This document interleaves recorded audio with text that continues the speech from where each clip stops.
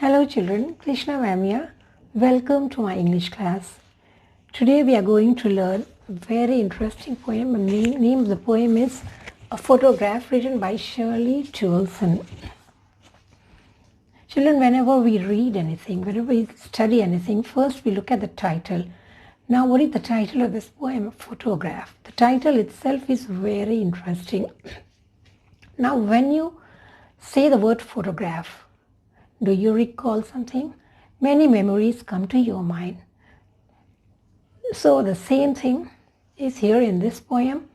The poem collects a lot of memories of Shelley, that is the poetess. Now this poem is divided into 3 stages of life. First one is when the poetess mother was very young. That is long back when she was very young. And the second stage when she was of the middle age, and the third stage, that is the present time when she was writing, when her mother was dead long back. So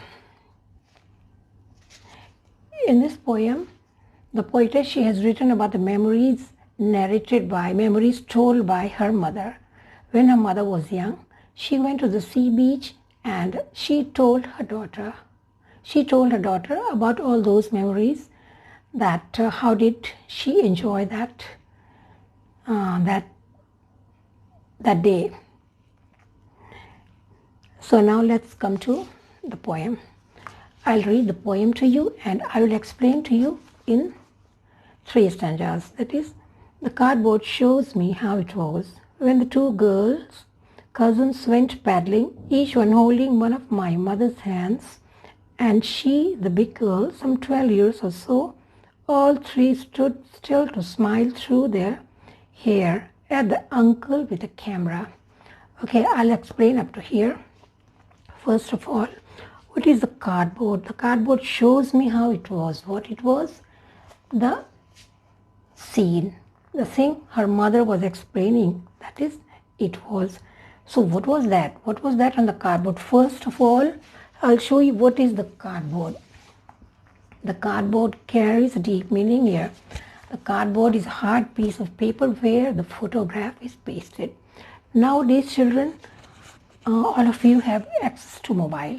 You take pictures, you take photographs, you capture all your lovely moments in the mobile, and everything is captured, everything is recorded. Everything is recorded in the soft copy. But in olden days we had to depend on the camera. And with camera, we have to take the printout of the photo, and when the photo was there, when you have to preserve it for long, they paste it to the cardboard or you get it framed.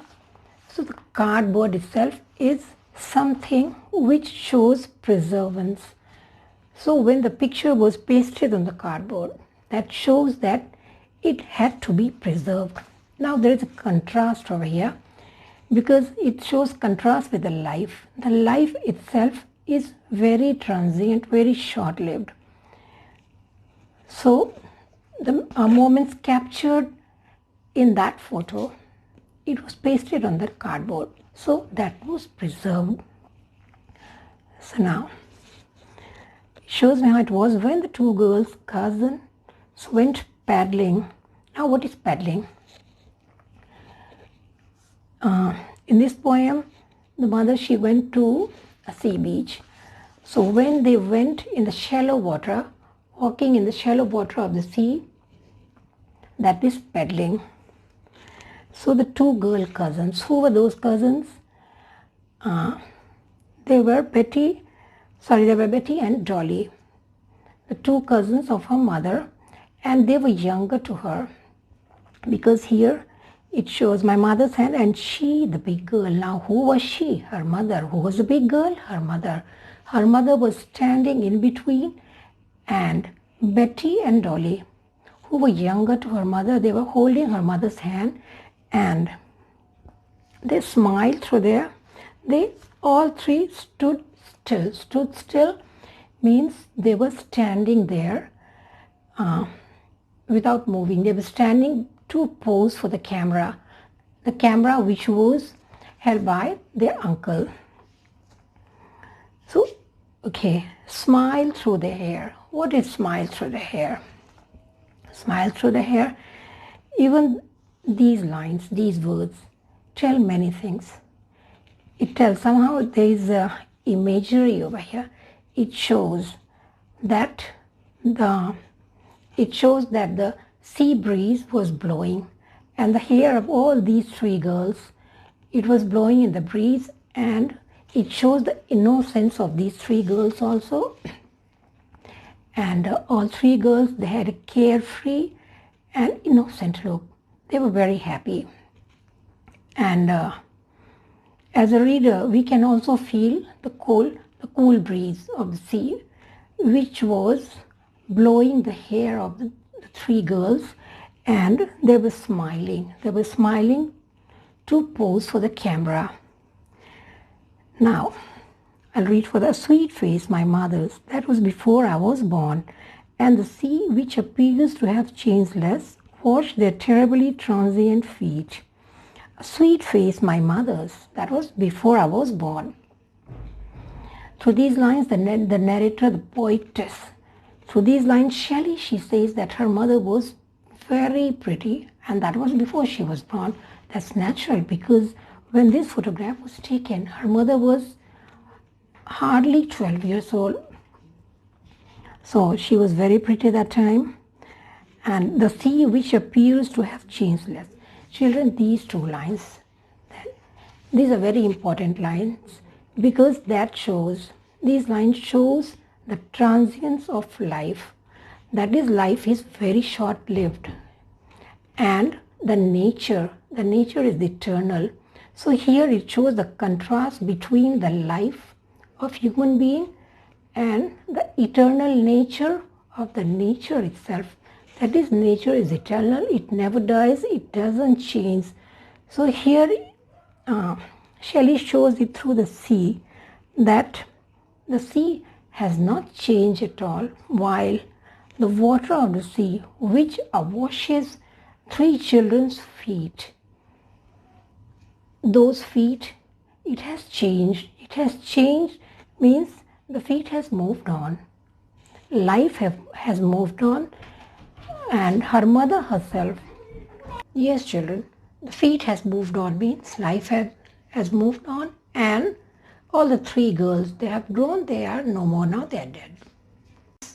Shelley also shows the eternal law of impermanence of life. That is, this law is eternal. This is inevitable that nobody is going to live forever. Life is not permanent. So these lines shows the impermanence of life and the eternal nature of the nature itself. That the nature is eternal. Nature stays. And she shows it through the seas. The sea has not changed, while these three girls, they have grown and they are dead now. Okay children, now this is the second stage. I'll read it out for you. Some 20-30 years later, she'd laugh at a snapshot. See Betty and Dolly, she'd say, and look how they dress us for the beach. The sea holiday was her past, mine is the laughter. Both ride with the labored ease of loss. Even this stanza is very beautiful. This is the second stage of her mother, some 20-30 years later. In the first part, she was 12 years old. Now some 20 to 30 years after that, she was sitting with her daughter, that is Shelley, and she laughed at snapshot. Snapshot is a photograph itself. Now she showed the photo to her daughter and says, see Betty and Dolly, means that the cousin sister, the name was Betty and Dolly. So she was telling, look at them. Look how they dress us for the beach, means she was amused. She was amused that those days they have to get dressed, especially for going to the beach also, all three of them. So and she enjoyed these moments. the word here, she'd laugh at the snapshot. With these lines, the poetess shows that her mother is sharing happy moments with her daughter. So they're enjoying that moment together. And now after that, what's there? Sea holiday was her past. Mine is her laughter. Now here, the poetess, she's comparing her mother's loss with her own loss. Now what is her mother's loss? Her mother's loss is that sea holiday, that is the past. Because she cannot get back those moments. She cannot get back the childhood, those happy moments of the childhood. So that was her loss. Now what is the narrator's loss? What is the poetess' loss? Mine is her laughter. Her loss is the laughter of her mother, because now her mother is no more. So she misses the laughter of her mother. Now both ride with the labored ease of loss. Now what's the meaning of ride? Ride means, the laughter of ride means something of the beautiful line. Both ride with the labored ease of loss. Now what is ride? Ride, the laughter to ride means laughter with a hint of sadness. Now what is a hint of sadness? Children, sometimes we laugh, but in that laugh, there's a sadness inside us. There's a sadness inside us for few things which we cannot get back. Now, why they ride? Why they laugh to ride here? With the labored ease of loss. Now, what is labored ease? Okay, there's a contrast here. So there's a poetic device here also. I'll tell about poetic devices in this poem later, after the end of this poem. So what is the labored ease? Labored ease means labored. This word suggests a lot of effort. And ease, what does it suggest? It suggests effortlessness. So there's a contrast. One thing suggests effort and one word suggests effortlessness. Means, what does it mean? It means that both of them, they have to struggle. They have to struggle to show that their loss was not easy to bear. But somehow they're showing that it's all right. But inside they are bearing that loss with a pain. Now what was that loss? I'll repeat that again. The loss of her mother. The loss of her mother was the memories of childhood, the happy moment of childhood which was shown in the photograph. That is the happy time she had on the beach along with a cousin. She is laughing at the photograph, and inside there was a pain inside her because she cannot get those moments back. Now what is the pain of the poetess? The pain of the poetess is the happy and cheerful laughter of her mother while she was showing this photograph to her in the second stage here, because since her mother was dead long back, she cannot get that laughter again. That laughter is a memory for her also, a memory which she cannot get back. So somehow they had to struggle to show that this loss was easy to bear, and they just pretend to show that while that is not easy for them. So this is the second part of the poem. Now I will come to the third part of the poem now. Yes, children. Now we will come to the third part and the last part of the poem. I'll read it off for you. Now she's been dead nearly as many years as that girl lived. And of this circumstance there's nothing to say at all. It's silent silences. And these lines very beautiful. Now what she say now? She has been dead nearly as many years as that girl lived. Who is that girl? Why did she use the word that girl here for her mother? Because that happy moments, the happy face of her mother, that is thing of past now. And she couldn't believe that once there was that moment. So she has used the word that girl. So that girl, Now she has been dead nearly as many years as that girl lived. Now how many years that girl lived? We have seen in the first part, that is when she was 12 years old. It means she has been dead for almost 12 years now. Okay, and of this circumstance. Now what is this circumstance? The circumstance of being happy on the sea beach. That is those happy moments of her mother. And of this circumstance there is nothing to say at all. So here we can say also that this circumstance means the present moment.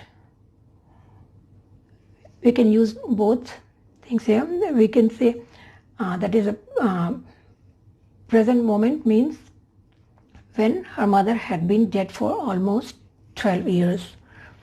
So, and of this circumstance, there is nothing to say at all. Why she used the word, there is nothing to say, because she is speechless. And once there was laughter in this house, and now her mother has been dead for long, so she could not say anything. She is almost speechless, and it leaves her silence. So that's why she's written, it's silences. So it suggests a sense of finality which she cannot bear, and she cannot bear the absence of her mother also. Even it has been so long, even she has been dead for almost 12 years, but she still misses her mother so much that she cannot stand the silent moment, the silence of the house. Once there was laughter, but now there is silence, and the silence of the house silences her. She has no words, she is speechless, she has nothing to say. So with these lines, I'll give an end to the poem, and I'll suggest that go through the poem, and I'm very sure you will enjoy. And once you go line by line with this poem, you will carry your own memories along with this, and you can, because all of you all also be having many happy moments and your childhood memories, so you can relate that along with this poem. Once you relate those happy moments with these lines, it will be very easy for you to understand it. So that was the end of a very lovely poem. Now let's come to the poetic devices used in this poem. I'll just make it fast. This is the cardboard. Cardboard was an illusion. Okay, second one is stood still to smile. That is alliteration because S, SS and all repeated here. Okay, smile through the hair. That is imagery. Terribly transient feet. We have used two poetic devices. The one is alliteration and the second one is transferred epithet. Next one is labored ease. We have used oxymoron over here. And the last one is silence. Again, two poetic devices are used here. One is alliteration and second one is personification. So with this, children, I'll give a break to the lesson today. See you again in next chapter tomorrow. Till then, have a very good time and thank you for listening.